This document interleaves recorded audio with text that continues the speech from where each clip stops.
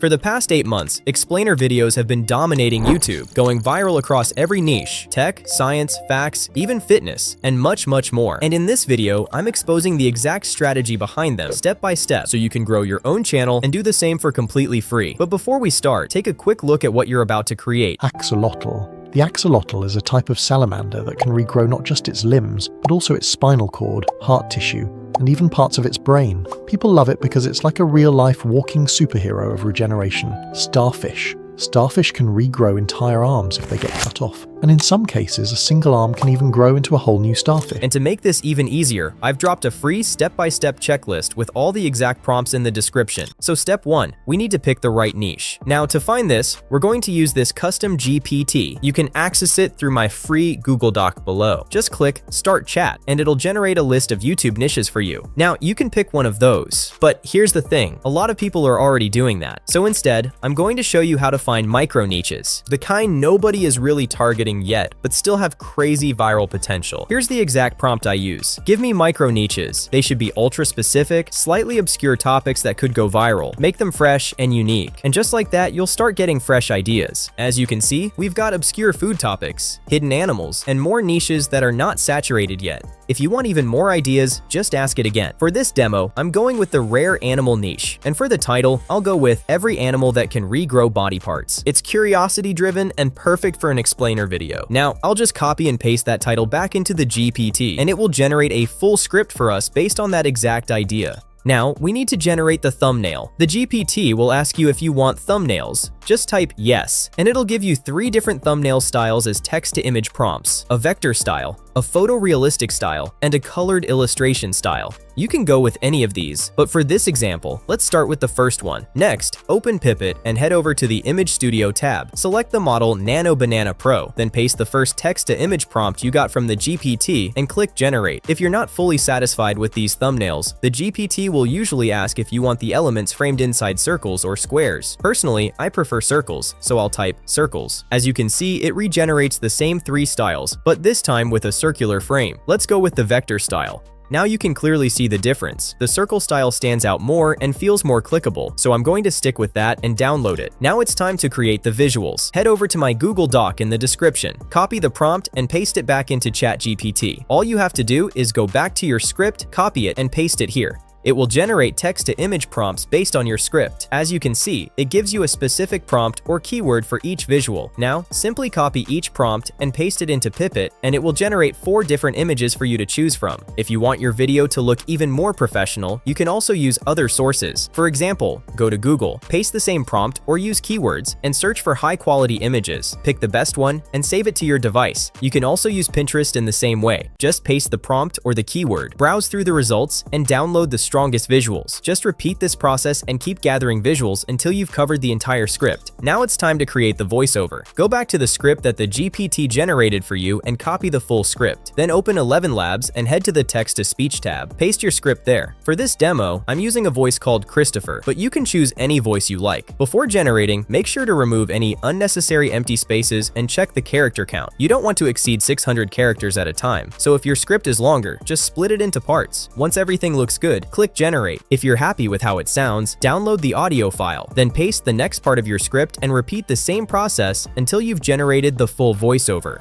Now it's time for editing. Go ahead and open CapCut or whatever editing tool you're comfortable with and import all your assets, your voiceover, and all the visuals you collected. The first thing you want to do is drag the voiceover onto the timeline. Once it's in, go through it carefully and cut out any pauses using the method I'm showing on screen. This step is important. Don't leave any dead silence because it kills retention. Once that's done, it's time to start adding your visuals. But before dragging anything in, download a plain white background from Google or Canva. Drag it onto the timeline and stretch it across the entire duration of the video. This gives you a clean, consistent base to work with. Now start bringing in your visuals one by one, syncing each clip to the voiceover as you go. I recommend adding them individually, so you have full control over the timing. Go ahead and line everything up until your visuals match perfectly with the narration. Once everything is synced, we need to adjust the visuals. Click on the first image and scale it down to around 52%, making sure it sits nicely in the center. Now, instead of doing this manually for every single image, here's a shortcut. Right-click on the image, select Copy Attributes, then select all your visuals, except the thumbnail.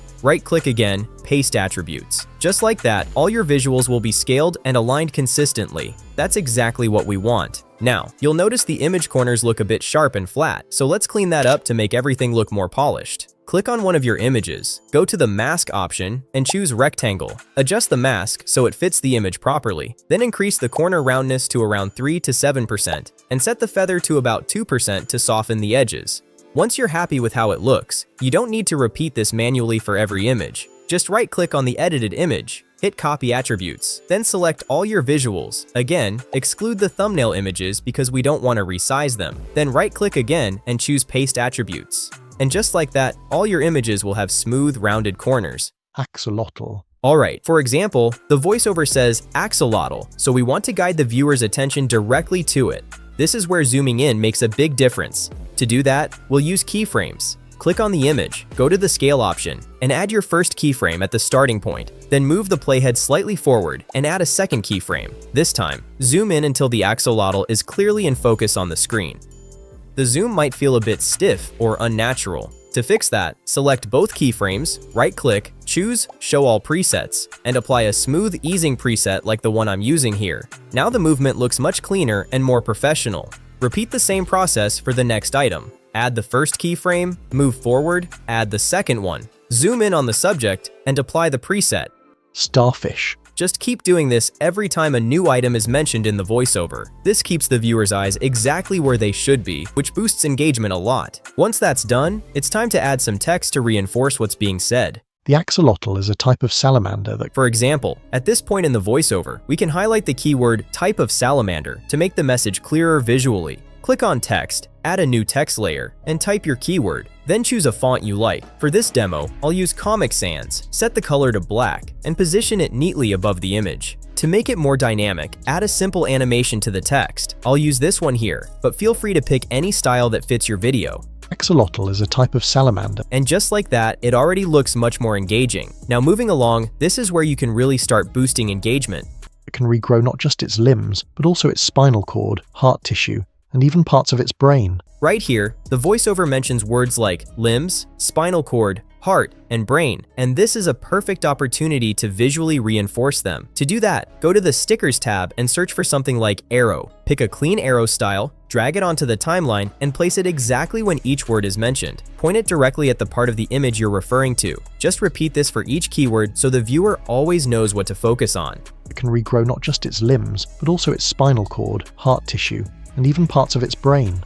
As you can see, it already feels more dynamic and easier to follow. People love it because it's like a real-life walking superhero of regeneration. Now, instead of always keeping a static image on screen, you can switch things up by trimming part of the image and replacing it with text. For example, I'll take this section, cut the image, and add a text layer instead. I'll write the word "people love it," then place a heart emoji in the center to make it more visually appealing. Add a quick animation to it, and it instantly feels more alive. You can keep doing this throughout the video.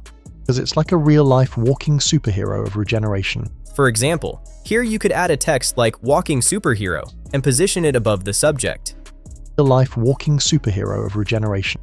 Then, the same thing here, add the keyword regeneration and center it on the screen. As long as you keep reinforcing what's being said with visuals, text, and movement, your video will stay engaging from start to finish. Now I'm going to add all the remaining text where it's needed. So if they get cut off. Here, the script says, if they get cut off. So we can visually show that by adding a simple emoji or sticker. I'll go back to the Stickers tab and search for something like cutter.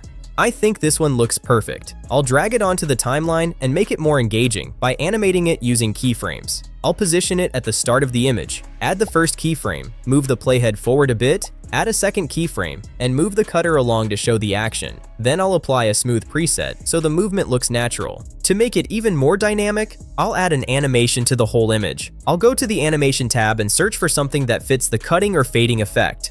I think this smoke animation would work perfectly here. If they get cut off. As you can see, it already adds a nice visual flair. And in some cases, a single arm can even grow into a whole new starfish. At this moment, we can also highlight two things, the single arm and the entire starfish. For this, I'll search for highlighter. Drag it into position and place it above the single arm.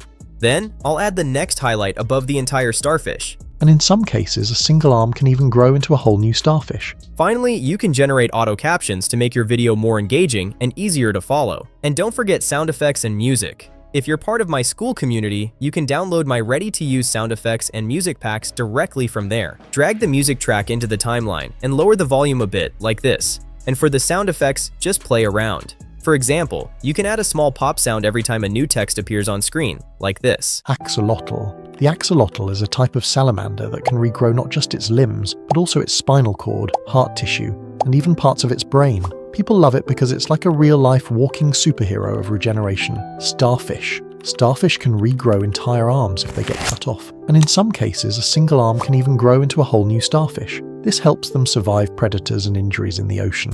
And if you're serious about building a profitable Faceless channel, I've put everything I use, my exact systems, workflows, and frameworks inside my Faceless Vault community. If you want to speed things up, join using the first link in the description. Make sure to like and subscribe, and I'll see you in the next one.